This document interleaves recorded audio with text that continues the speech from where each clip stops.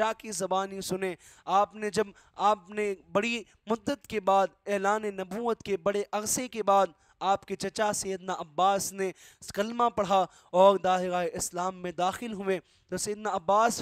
عرض کرتے ہیں حضور علیہ الصلوۃ والسلام سے عرض کرتے ہیں کہ اے محبوب، میں نے کلمہ آج پڑھا ہے لیکن آپ کی نبوت کو میں بڑے عرصے سے جانتا ہوں، میں بڑی عرصے سے جانتا ہوں کہ رب نے آپ کو نبی بنا کر بھیجا ہے۔ تو حضور فرماتے ہیں کہ اے چچا بتائیے آپ کیسے جانتے ہیں، آپ کو کیسے معلوم ہوا تھا کہ رب نے مجھے نبی بنا کر بھیجا ہے، رب نے مجھے اپنا محبوب بنا کر بھیجا ہے؟ تو حضور کے چچا سیدنا عباس رضی اللہ تعالیٰ عنہ بیان کرتے ہیں، کہا یا رسول اللہ، آپ کی ولادت ہوئی تھی، آپ ایک روز میں کسی کام سے آپ کے گھر تشریف لایا تو میں نے دیکھا کہ آپ آنگن میں آسمان کے نیچے پنگھوڑے میں پالنے میں آرام کر رہے ہیں، میں دیکھ رہا ہوں کہ آپ اپنی انگلی ہلا رہے ہیں، آپ کی انگلی، آپ کا ہاتھ پالنے میں ہل رہا ہے۔ میں نے یا رسول اللہ دیکھا، میں نے جب آسمان کی طرف نگاہ اٹھائی تو 14ویں رات کا چاند اپنی پوری تاب و تما کے ساتھ چمک رہا تھا، اپنا نور نچھاور کر رہا تھا۔ یا حبیب، میں نے اپنی آنکھوں سے دیکھا یا رسول اللہ، آپ کی انگلی جس طرف جاتی تھی چاند اس طرف جھک جاتا تھا، اگر آپ دائیں جانب انگلی گھماتے تو وہ چاند دائیں جانب جھک جاتا تھا، آپ بائیں جانب انگلی جھکاتے تو آپ وہ چاند بائیں جانب جھک جاتا تھا۔ اور یا رسول اللہ، آپ کی زبان، آپ کے لبہائے مبارک جنبش بھی کر رہے تھے۔ آقا، میں یہ بات دیکھ چکا ہوں کہ آپ کی انگلی سے چاند جس طرف آپ اشارہ کرتے تھے اس طرف چاند منتقل ہوتا تھا۔ اس لیے تو اعلیٰ حضرت کہتے ہیں کہ چاند اشارے سے ہوں چار، اندھے نجدی دیکھتے ہیں قدرت رسول اللہ کی۔ کہا اللہ کے حبیب سے عرض کیا، یا محبوب، میں نے آپ کے یہ جلوے دیکھے ہیں، میں نے تبھی جان لیا تھا کہ آپ یقیناً رب کے محبوب ہیں، یقیناً رب کے نبی ہیں۔ حضرت عباس کی یہ بات سنی اور آپ حضرت عباس عرض کرتے ہیں، اے محبوب، میں آپ اپنی زبان سے کچھ کہہ رہے تھے لیکن میں نے بڑی سننے کی کوشش کی لیکن میں سن نہ پایا، یا حبیب میں نے یہ ساری باتیں ضرور دیکھی۔ تو اللہ کی حبیب فرماتے ہیں، محبوب فرماتے ہیں، کہا چچا تم نے وہ بات دیکھی،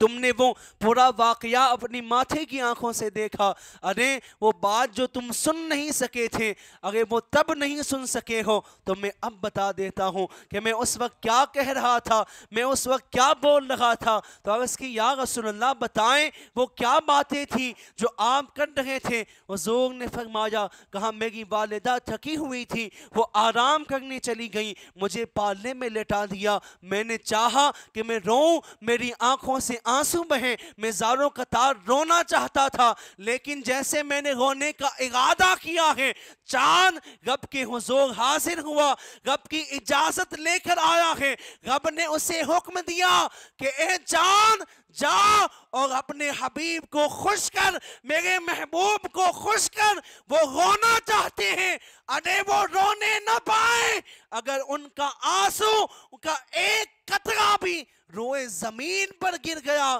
تو پھر زمین پر کوئی سبزہ نہیں اگے گا۔ اے چچا، وہ چاند مجھ سے میرے ساتھ کھیل رہا تھا کہ میں روؤں نہیں اور میری آنکھوں سے آنسو نہ بہیں۔ جب سیدنا عباس نے یہ بات سنی بڑے حیران ہوئے، بڑی آپ کی شانیں دیکھی، جب شانیں سنی ہیں کہ رب کے حبیب کا کھلونا رب چاند کو بنا رہا ہے، وہ نور والا نبی ہے تو اس کا کھلونا بھی تو نور والا ہونا چاہیے، وہ کھلونا بھی تو اتنا روشن ہونا چاہیے، وہ بھی تو اتنا برکتوں والا ہونا چاہیے جتنی برکتوں والا نبی ہے۔ سیدنا عباس نے یہ بات سنی تو بڑے حیران ہوئے، آپ کے چہرے پر تعجب کے آثار تھے، آپ بڑے حیرانی میں پڑ گئے۔ تو حضور نے جب اپنے چچا کو حیران دیکھا، اپنے چچا کو پریشان حبیب دیکھتے ہیں، حبیب فرماتے ہیں، چچا اتنی بات سے پریشان ہو گئے، اتنی بات میں حیران ہو گئے ہو، ارے کیا تم چاہتے ہو کہ میں اور حیرانی والی بات بتاؤں؟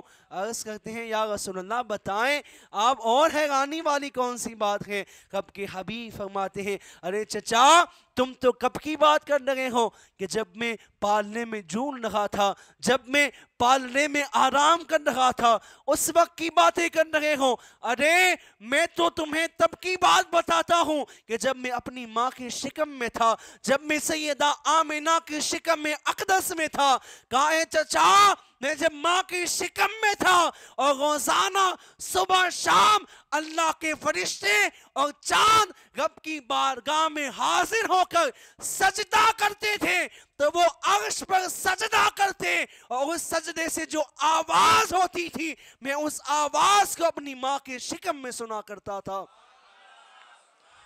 میں نے ان آوازوں کو اپنی ماں کی پیٹ کے شکم میں سنا ہے، اور